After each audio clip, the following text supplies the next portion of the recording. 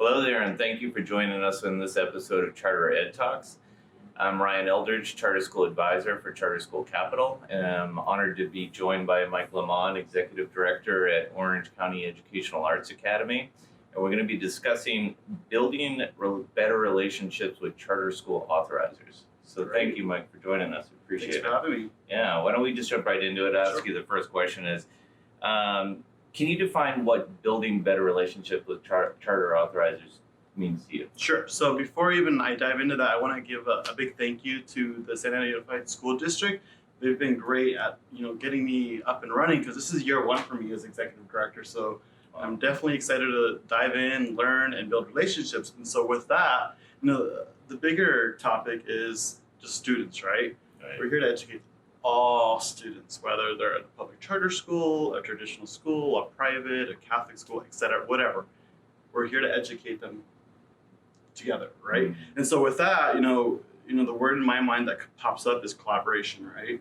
Let's break down those barriers and truly collaborate together as the authorizer and the public charter school, right? And so, with that, we want to work beyond just our traditional responsibilities, right? The board members have their responsibilities that they're, held accountable to, and I have my responsibilities that I'm held accountable to. Let's not lose sight of how we can go beyond those responsibilities and build a tighter relationship to educate all our students in our district, right? So, a lot of folks have this very transactional process or experience with their charter school manager or their authorizers or the board themselves, right? Very transactional. I want to break beyond that and truly build a partnership with them to figure out how to elevate our students to the next level. Nice. Yeah.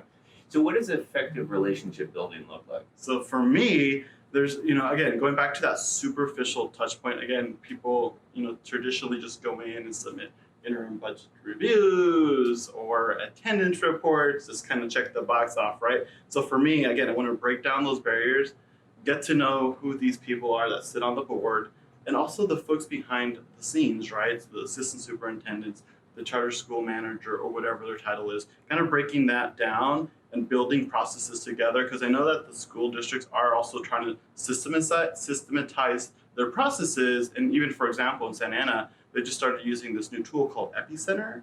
And so I think it's year one for them, if I'm not mistaken, but I know that they're also trying to figure out how it works, how to systematize it, how to make it better for both users, right? I know that it's a brand new tool, so for them, they want to go in and try to customize things. So, if you don't develop that relationship with them and you're effective about it, right? Because you're trying to build out this year-long relationship with them, right? With different touch points.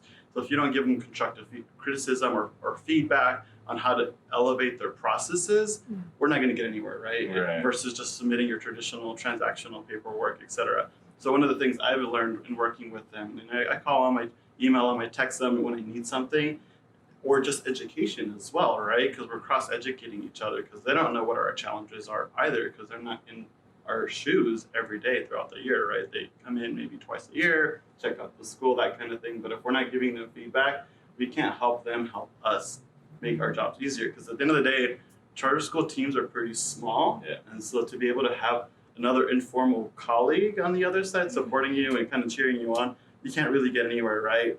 Again, very fast-paced environment as well. So if you're not giving that constant touch points or conversations, you can't really elevate processes, right?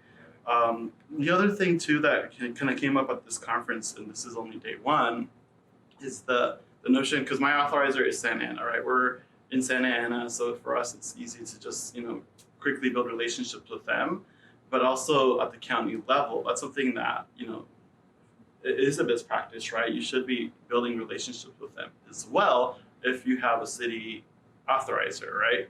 We focus all our energies on developing those relationships with the city, but we lose sight that we also should be building relationships at the county level and even at the statewide level as well. Because sometimes, even like in Santa Ana, they may not have answers to some of your questions. So to be able to have someone you can call at the state level, at the county level, that you've already built relationships with, because sometimes you might be, down to the wire trying to get some things done, and you definitely need that support, right, to try to answer that question, right? So just building processes together to be more effective in the long term, right? You got to plant the seed, right, to kind of, gain the results a year later, right? So if you start now and have those meaningful touch points and help them help you, it's definitely very effective.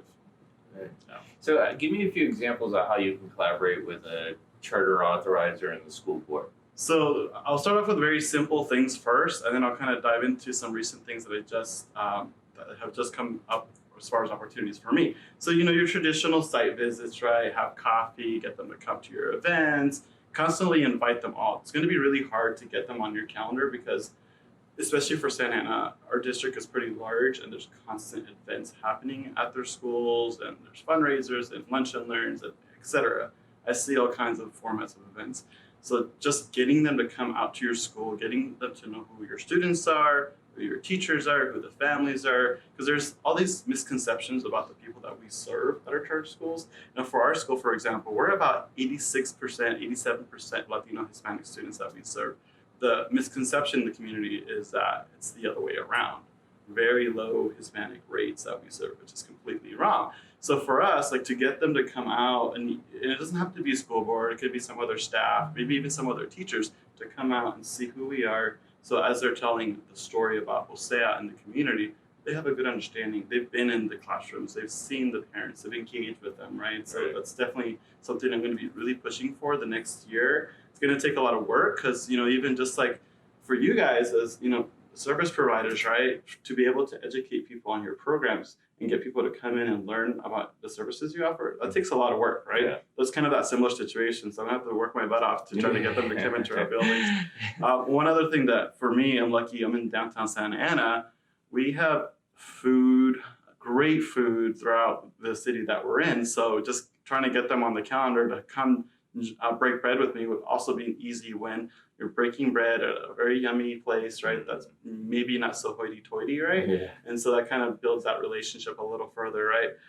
A lot of them are also very involved with community organizations or nonprofits in the Orange County area. Right. For example, the Orange County Hispanic Chamber of Commerce, right? The National Latina Business Women Association. There's these ethnic organizations that these board members of Santa Ana support and maybe even have leadership roles in, which I've been doing for the last decade or so. I'm on the board of the California Hispanic Chambers of Commerce here in Sacramento. So there's all this synergy happening to elevate Hispanic youth or even leaders already in the community, supporting each other, paying it forward, right? So kind of doing some homework with regards to where you're at in the nation or California on where these board members spend the rest of their time, right? Do they support other organizations? So kind of figuring out what interests them and working with them to build that relationship aside from your day-to-day responsibilities, like I was mentioning earlier, right? Getting to know them on a personal level and starting to build that relationship, because as we all know, we've got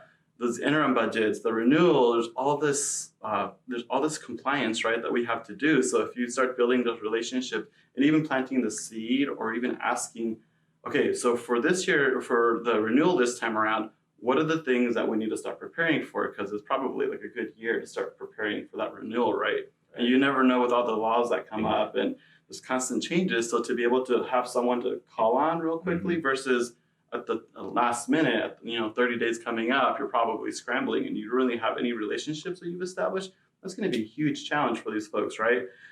So again, community relationships, building those processes, those collaboration opportunities, getting to know who they are. And then something that just happened recently with me is the school board president just invited me to be a principal for the day at one of their schools. So, I feel so honored. So thank you, Santa Ana. But to get that opportunity to go and be an admin at one of their schools as a charter leader, I think that's a home run right there. And it goes back to all the work that I've been doing over the last few months and trying to build relationships with them, supporting them. And of course, there's only so many hours in the day, and I would love to duplicate myself and get out to more events and support them. But you kind of have to have that balance, right? Because you don't want to burn yourself as well at the end of the day, right? So it's been quite the ride so far, and I'm looking to see what the future holds. And in partnership with you guys have been great as educators, educating our school on different opportunities and how we can focus on our facilities, because that's a big challenge as well for other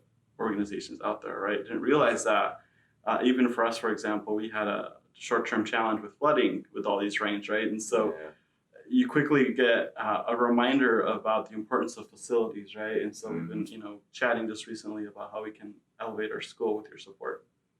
Well, great. Well, that wraps up this episode of Charter Ed Talks. Mike, thank you very much for joining us. Thanks We for having me. appreciate it, and hopefully it was beneficial to you viewing out there.